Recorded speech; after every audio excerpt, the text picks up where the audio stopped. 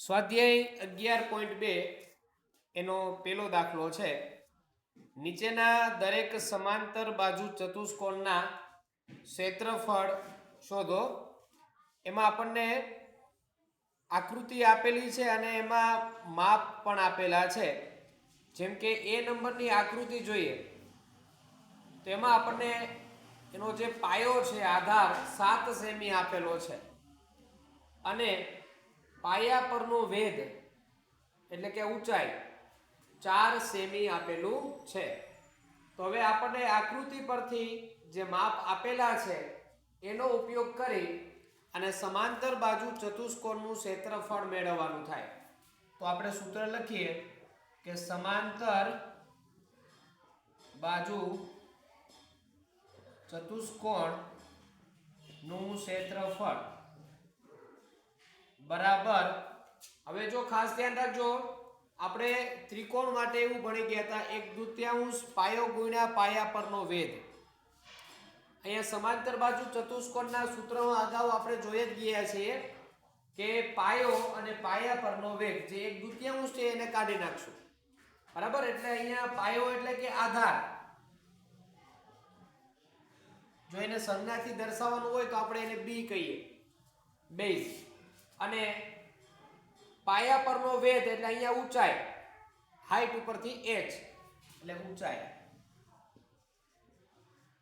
એટલે b ગુણ્યા h. આ સૂત્રનો ઉપયોગ કરીએ જેમાં આધારની કિંમત આપણને 7 આપેલી છે એટલે 7 સેમી અને ઊંચાઈ આપણને 4 સેમી આપેલું છે. હવે ગુણાકાર કરીએ 7 4 28 સેમી સેમી એટલે સેમી સ્ક્વેર.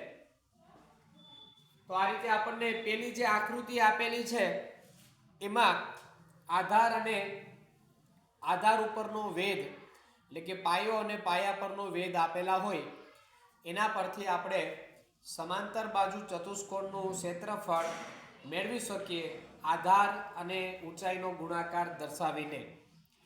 એ જ રીતે બી નંબરની જે આકૃતિ છે, જો બી નંબરની આકૃતિમાં પણ તમે જોઈ શકો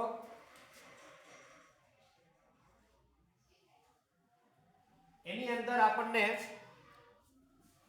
ઊંચાઈ જે છે 3 સેમી આપેલી છે અને આધાર છે એ 5 સેમી આપેલો છે.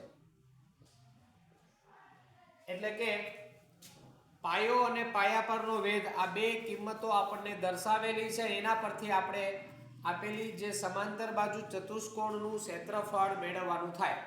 તો એની અંદર પણ સૂત્ર દર્શાવીએ.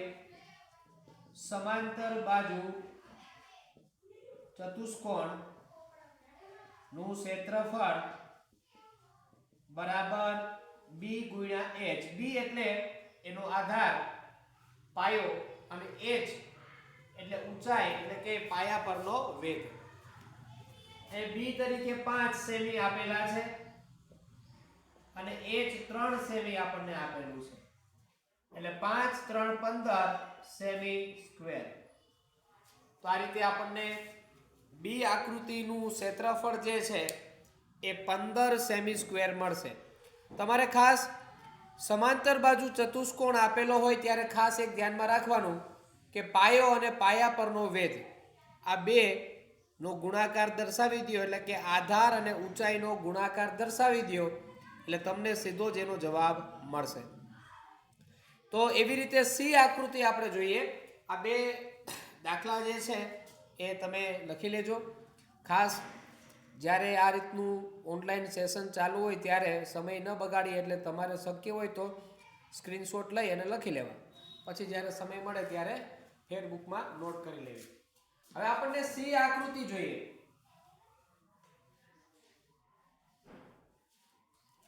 સી આકૃતિની અંદર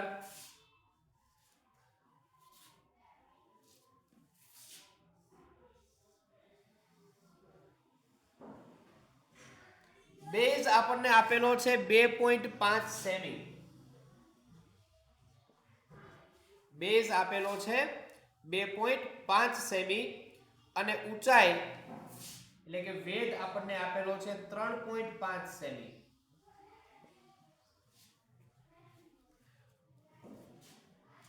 એટલે આપણે આની અંદર પણ સૂત્ર અગાઉ હમણાં વાપર્યું એ જ લઈએ કે સમાંતર બાજુ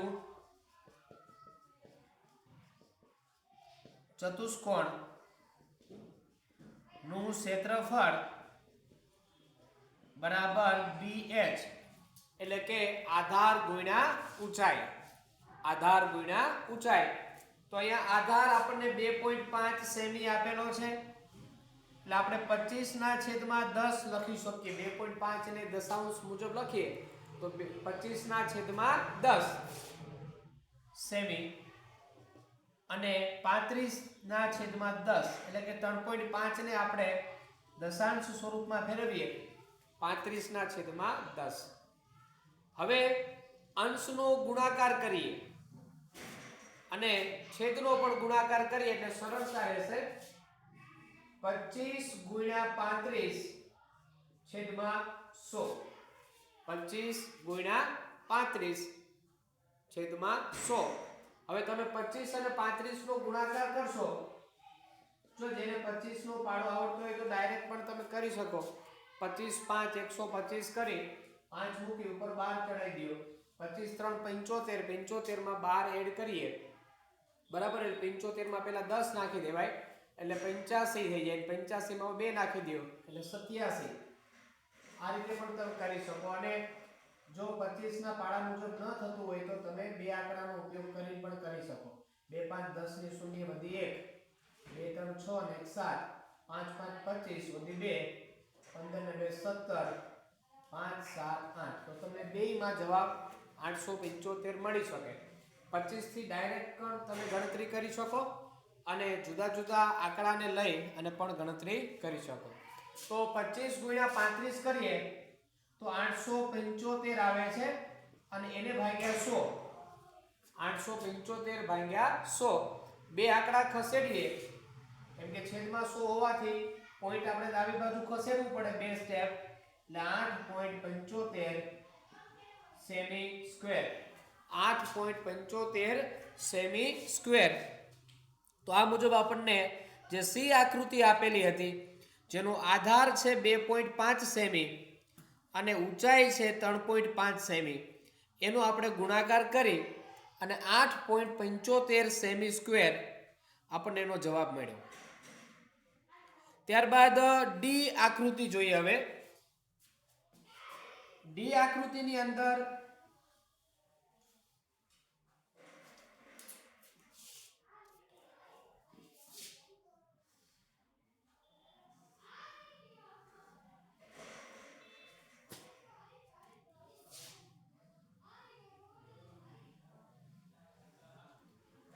એનો બેઝ તમને આ બાજુ 5 સેમી આપેલો છે,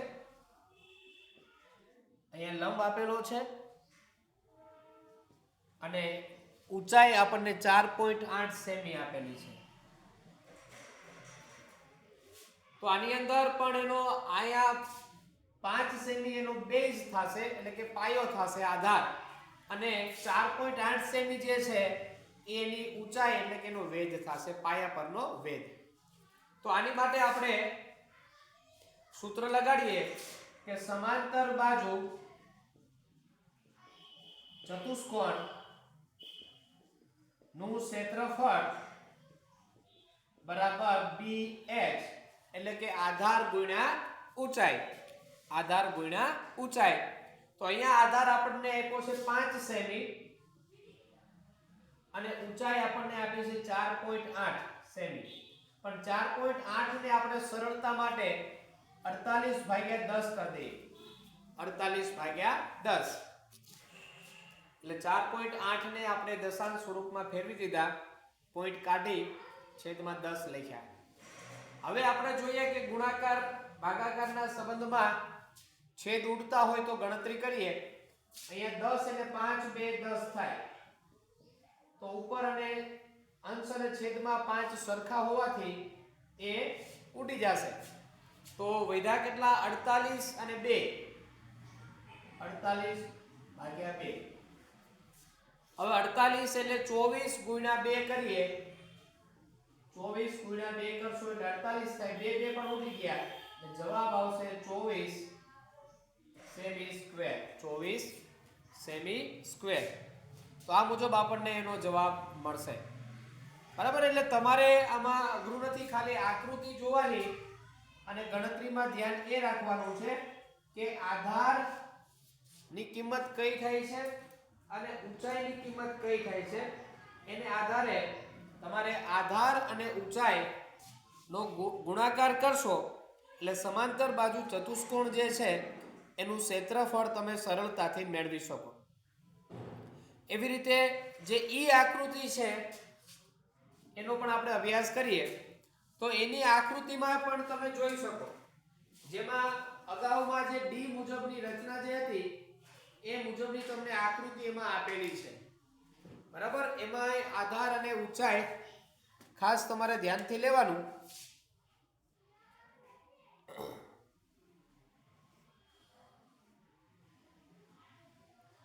તો આની અંદર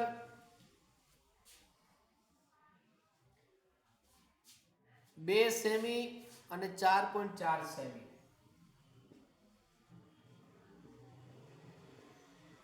તો 2 સેમી જે છે એ આધાર થશે અને 4.4 સેમી છે એની ઊંચાઈ થશે. એટલે આને બી કહી દઈએ, આને એચ કહી દઈએ. એટલે કે ટૂંકમાં અતિ સરળતાથી જોવું હોય તો આ પાયો થયો અને આ પાયા પરનો વેગ થયો. તો હવે આપણે એની માટે પણ સૂત્ર લગાડીએ. સમાંતર બાજુ ચતુષ્કોણ નું ક્ષેત્રફળ બરાબર BH બરાબર 2 ગુણ્યા 4.4 છે. 4.4 એટલે આપણે 44 ના છેદમાં 10 લખી શકીએ. 4.4 એટલે 44 ના છેદમાં 10.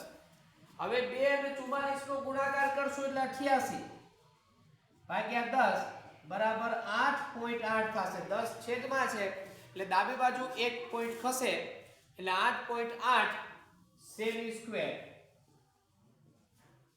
આ રીતે આપણને સમાંતર બાજુ ચતુષ્કોણના અંદર ખાસ ધ્યાનમાં લઈએ તો આધાર અને ઊંચાઈ આ બેની કિંમત આપણને દર્શાવેલી હોય તો એના પરથી આપણે સરળતાથી કિંમત મેળવી શકીએ.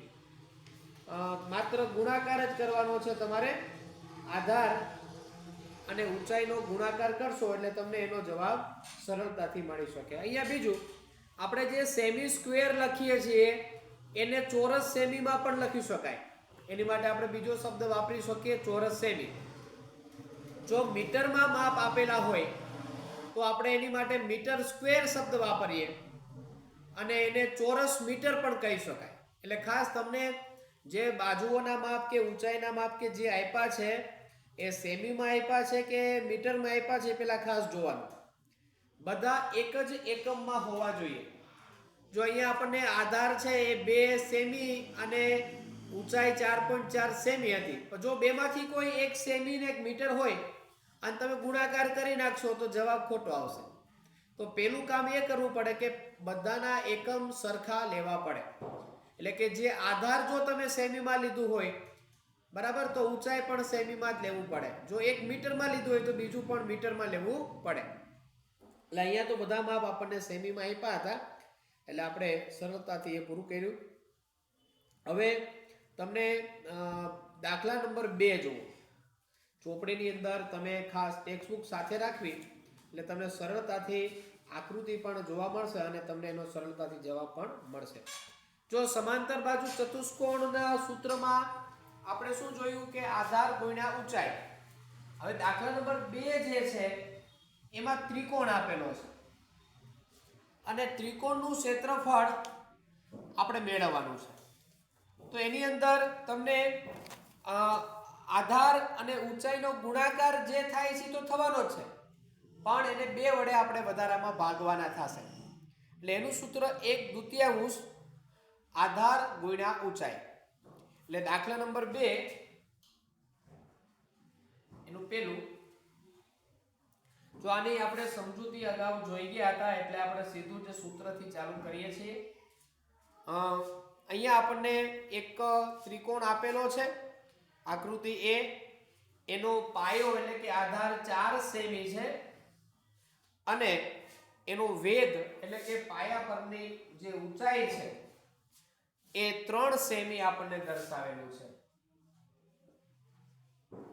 તો આપેલા ત્રિકોણ માટે ક્ષેત્રફળ મેળવીએ તો ત્રિકોણનું ક્ષેત્રફળ બરાબર 1/2 પાયો ગુણ્યા પાયા પરનો વેધ અથવા તો આધાર ગુણ્યા ઊંચાઈ. 1/2 આધાર ગુણ્યા ઊંચાઈ. તો આના બરાબર 1/2 એનો આધાર 4 સેમી અને ઊંચાઈ 3 સેમી. તો ગુણાકાર કરીએ તો 4 3 12 12 ભાગ્યા 2 એટલે 6 સેમી સ્ક્વેર અથવા ચોરસ સેમી પણ લખી શકાય. 6 ચોરસ સેમી. તો આ મુજબ આપણને એનો જવાબ મળે. હવે બી આકૃતિ જે છે એમાં જો આપણને આધાર જે છે આ બાજુનું માપ આપણને આપેલું છે 5 સેમી અને એના પરનો વેધ જે છે એ 3.2 સેમી આપણને દર્શાવેલો છે. એટલે અહીંયા બી ની કિંમત જે છે 5 સેમી થશે અને ઊંચાઈ જે છે એ 3.2 સેમી થશે. હવે આપણે સૂત્ર દર્શાવીએ તો ત્રિકોણનું ક્ષેત્રફળ બરાબર 1/2 આધાર ગુણ્યા ઊંચાઈ. તો 1/2 બી આપણે 5 સેમી લઈએ છીએ અને ઊંચાઈ 3.2 એટલે 32/10. 3.2 હતા એટલે આપણે એને સરળ સ્વરૂપમાં ફેરવીએ તો 32/10. હવે 5 2 10 ઉડી ગયા. 10 સાથે આપણે છેદ ઉડાડ્યા. અહીંયા 32 છે એટલે 16 ગુણ્યા 2 32 થાય. તો આ 2 અને આ 2 પણ ઉડી ગયા.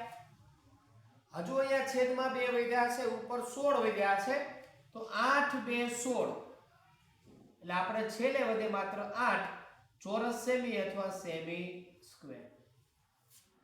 તો આ રીતે આપણે છેદ ઉડાડ્યા અને અંતે 8 સેમી સ્ક્વેર આપણને એનો જવાબ મળે છે. ત્યારબાદ તમે સી આકૃતિ જોઈ શકો.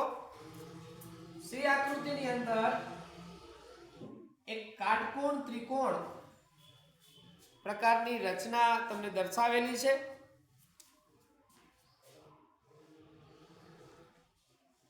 એટલે અહીંયા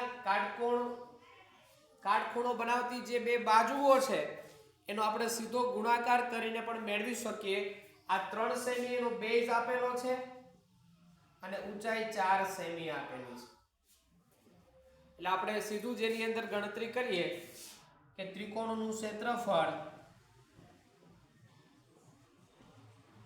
બરાબર 1/2 BH એટલે 1/2. અહીંયા એનો આધાર છે 3 સેમી અને એની ઊંચાઈ છે 4 સેમી.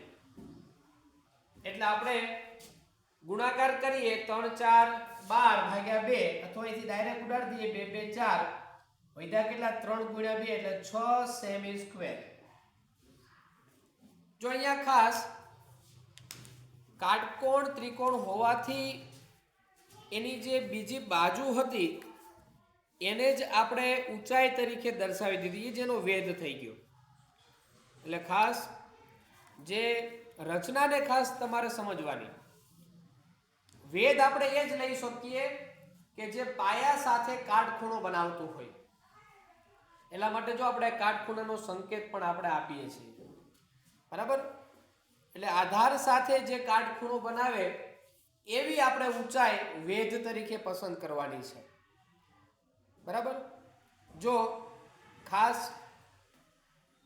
આપણે ગુરુકોણની એક વાત કરીએ તો એની અંદર તમે ડી આકૃતિ જો તમને ગુરુકોણ પ્રકારે સમજૂતી દર્શાવેલી છે, એનો વેધ જે છે એ બહારના ભાગે દર્શાવ્યો, એની ઊંચાઈ જે છે આપણને બહારના ભાગે દર્શાવેલી છે. બરાબર. એમાં જોઈ શકાય કે આ રીતે ગુરુકોણ આપણને આપેલો હતો તો એનો વેધ એ બહારના ભાગે દર્શાવેલો છે અને એનું જે માપ છે એ 2 સેમી આપેલું છે. અને એનો આધાર જે છે એ 3 સેમી આપેલું છે. એટલે એનું સૂત્ર આપણે આ મુજબ લગાડીએ કે ત્રિકોણનું ક્ષેત્રફળ બરાબર 1/2 BH, તો એનો પાયો એટલે કે એનો આધાર 3 થશે અને ઊંચાઈ 2 થશે, કેમ કે અહીંયા આગળ આપણને વેધ દર્શાવ્યો છે 12. 3 × 2 2 કેન્સલ થયા એટલે 3 સેમી સ્ક્વેર આપેલા ત્રિકોણનું ક્ષેત્રફળ આપણને મળશે. તો આ મુજબ આપણે બે દાખલાઓની સમજૂતી મેળવી, જેમાં દાખલા નંબર 1 જે છે એમાં સમાંતર બાજુ ચતુષ્કોણ આપેલો હતો અને સમાંતર બાજુ ચતુષ્કોણની અંદર આધાર અને ઊંચાઈનું માપ આપેલું હોય ત્યારે સમાંતર બાજુ ચતુષ્કોણનું ક્ષેત્રફળ મેળવવા માટે શું કરવાનું? આધાર અને ઊંચાઈનો ગુણાકાર. આધાર અને ઊંચાઈનો ગુણાકાર. એટલે આપણે એમાં એનો આધાર અને ઊંચાઈનો ગુણાકાર કર્યો એટલે આપણને એનું ક્ષેત્રફળ મળ્યું. ત્યારબાદ દાખલા નંબર 2 માં આપણે જોયું ત્રિકોણ આપેલા છે અને એમાં આધાર અને ઊંચાઈ એટલે કે પાયો અને પાયા પરનો વેધ આપણને એમાં પણ દર્શાવેલા છે. તો એની અંદર માત્ર સૂત્રમાં એટલો જ ફેરફાર થયો કે આધાર અને ઊંચાઈનો ગુણાકાર તો આવે જ છે, પણ એને 2 વડે ભાગવાના, એટલે કે 1/2 આધાર ગુણ્યા ઊંચાઈ. 1/2 આધાર ગુણ્યા ઊંચાઈ. તો આ રીતે આપણે આવા બધા દાખલાઓની ગણતરી કરી શકીએ. હવે ત્રીજો દાખલો છે એમાં ખાસ કોષ્ટક સ્વરૂપનો તમને રજૂઆત કરેલી છે. ખૂટતા મૂલ્ય મેળવવાના છે. કોષ્ટકની અંદર તમે જોઈ શકો, તમારી સામે ટેક્સ્ટ બુક રાખજો એટલે તમને સરળતા રહેશે. દાખલા નંબર 3 એમાં એ જોઈએ, જો આપણને BH અને સમાંતર બાજુ ચતુષ્કોણનું ક્ષેત્રફળ આ 3 ખાના દર્શાવેલા છે. ખાસ ધ્યાન રાખીએ કે 3 આ ભૌતિક રાશિઓમાંથી કોઈ બેની કિંમત આપણને આપેલી હોય અને ત્રીજું અજ્ઞાત હોય તો આપણે એને મેળવી શકીએ. તો એ સમજૂતીને ધ્યાનમાં રાખી અને એ ની અંદર 20 સેમી આધાર છે. 20 સેમી આપણને આધાર આપેલો છે. બી ની કિંમત 20 સેમી આપેલી છે. અહીંયા આગળ ઊંચાઈ મેળવવાનું કીધું છે અને સમાંતર બાજુ ચતુષ્કોણનું ક્ષેત્રફળ 246 ચોરસ સેમી આપેલું છે, અથવા સેમી સ્ક્વેર લખીએ. તો હવે આપણે હમણાં જ સમાંતર બાજુ ચતુષ્કોણ માટે સૂત્ર જોઈ ગયા છીએ કે સમાંતર બાજુ ચતુષ્કોણ નું ક્ષેત્રફળ બરાબર b ગુણ્યા h. તો એનો અર્થ એમ કે આ બેનો ગુણાકાર કરીએ એટલે આપણને આ મળવા જોઈએ. બરાબર, એટલે અહીંયા દર્શાવીએ, ધારો કે b ગુણ્યા h બરાબર કેટલા આપ્યા છે? 246. આપણને અહીંયા b અને h નો ગુણાકાર 246 આપેલો છે. હવે b અને h માં b ની કિંમત પણ આપેલી છે 20 સેમી. એટલે અહીંયા દર્શાવીએ 20 ગુણ્યા h બરાબર 246. 20 ગુણ્યા h બરાબર 246. હવે આપણે મેળવવાનું છે h, એટલે એની સાથે જે વધારાનું છે એને આપણે બરાબરની સામે મોકલવું પડે. તો ખાસ અગાઉ આપણે સમજૂતી જોઈએ છે કે જ્યારે વધારામાં ગુણાકારના સંબંધમાં હોય ત્યારે સામે જશે, ત્યારે અંશમાં હોય તો છેદમાં જાય અને છેદમાં હોય તો અંશમાં આવે. તો અહીંયા આપણે લખી શકીએ કે h બરાબર 246 ભાગ્યા 20. 246 ભાગ્યા 20. હવે 20 ની માટે આપણે આવું પણ લખી શકીએ કે 2 ગુણ્યા 10. 20 માટે શું લખી શકાય? 2 ગુણ્યા 10. હવે 2 વડે આપણે ભાગ ઉડાડીએ તો 2 1 2 2 2 4 2 3 6 123 ગુણ્યા 2 કર્યા એટલે 246 થયા 2 2 ઉડી ગયા એટલે 123 વધ્યા તેથી 123 ભાગ્યા 10 હવે છેદમાં 10 હોવાથી એક પોઈન્ટ આપણે ડાબી બાજુ ખસેડવું પડે અહીંયા પોઈન્ટ અત્યારે 3 પછી હતો એને એક સ્ટેપ આગળ લઈ આવ્યા એટલે 12.3 થઈ ગયા 12.3 સેમી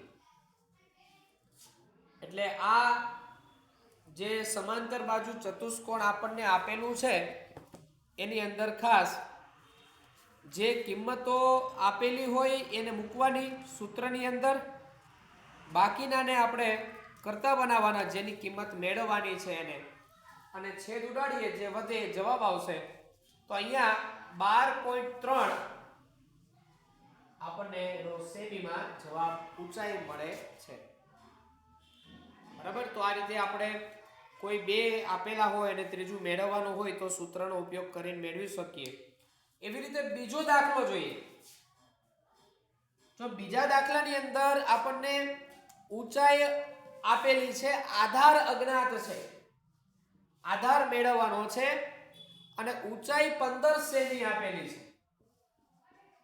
એની સાથે ક્ષેત્રફળ 154.5 સેમી સ્ક્વેર આપેલું છે તો એની મદદથી આપણે ગણતરી કરીએ તો સીધું જ કરી શકાય આમાં b ગુણ્યા h બરાબર 154.5 હવે b મેળવવાનો છે h ની કિંમત આપણને 15 આપેલી છે એટલે 154.5 હતા તો 5 ને પછી પોઈન્ટ જવા દઈએ તો છેદમાં 10 હવે આપણે આ 15 પણ વધારાના છે એને પણ સામે લઈ લઈએ તો b બરાબર 1545 ના છેદમાં 15 ગુણ્યા 10 એટલે 1545 છેદમાં 15 ગુણ્યા 10 છેદ ઉડાડીએ તો 15 થી ડાયરેક્ટ ઉડાડીએ 15 1 15 હવે 4 વધ્યા એટલે સીધો ભાગ નહીં પડે એટલે શૂન્ય મૂકી ઉપરથી 5 લઈએ તો 45 થયા તો 15 3 45 103 ગુણ્યા 15 કરીએ તો 15 45 થાય 15 15 કેન્સલ થયા 103 ભાગ્યા 10 વધ્યા